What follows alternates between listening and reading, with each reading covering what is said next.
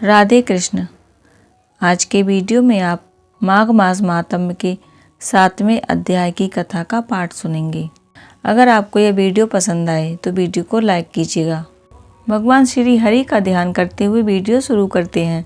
चित्रगुप्त ने उन दोनों के कर्मों की आलोचना करके दूतों से कहा कि बड़े भाई कुंडल को घोर नरक में डालो और दूसरे भाई विकुंडल को स्वर्ग में ले जाओ जहाँ उत्तम भोग हैं।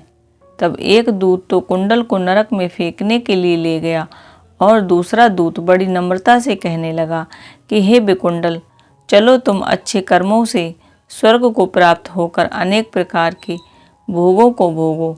तब विकुंडल बड़े विस्मय के साथ मन में संशय धरकर दूत से कहने लगा कि हे यमदूत, मेरे मन में बड़ी भारी शंका उत्पन्न हो गई है, अतः मैं तुमसे कुछ पूछता हूँ, कृपया करके मेरे प्रश्नों का उत्तर दो। हम दोनों भाई एक ही कुल में उत्पन्न हुए, एक ही जैसे कर्म करते रहे। दोनों भाइयों ने कभी कोई शुभ कार्य नहीं किया, फिर एक को नरक क्यों और दूसरे को स्वर्ग किस कारण प्राप्त हुआ?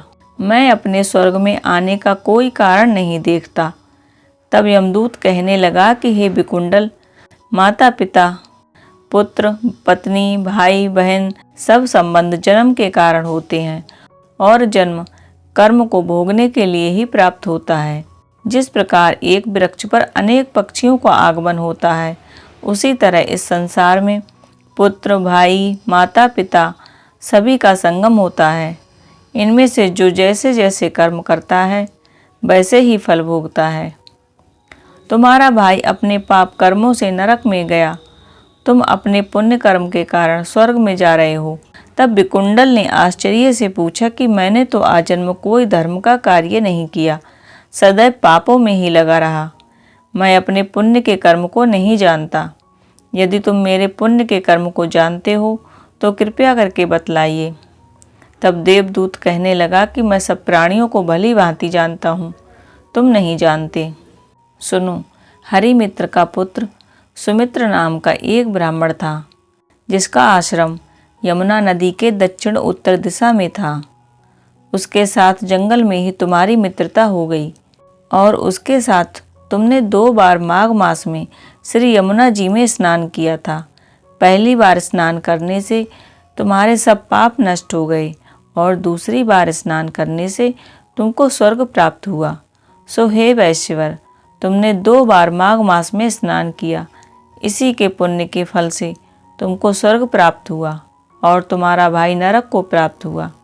दत्तात्रेय जी कहने लगे कि इस प्रकार वह भाई के दुखों से अति दुखित होकर नम्रता पूर्वक मीठे वचनों से दूतों से कहने लगा, हे दूतों, सज्जन पुरुषों के साथ 7 पग चलने से मित्रता हो जाती है और यह कल्याणकारी होती है।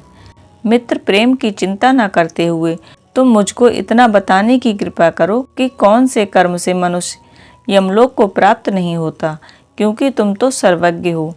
इस प्रकार माघ मास महात्म्य के 7वें अध्याय की कथा को यहीं पर विराम देते हैं। कल के वीडियो में हम आपको माघ मास महात्म्य के 8वें अध्याय की कथा का पाठ सुनाएंगे। अगर आज का वीडियो आपको पसंद आया हो तो वीडियो को लाइक ज़रूर करके जाइएगा और अगर आपने चैनल को सब्सक्राइब नहीं किया है तो इसी तरह के और वीडियोस देखने के लिए चैनल को सब्सक्राइब कीजिएगा। राधे कृष्ण।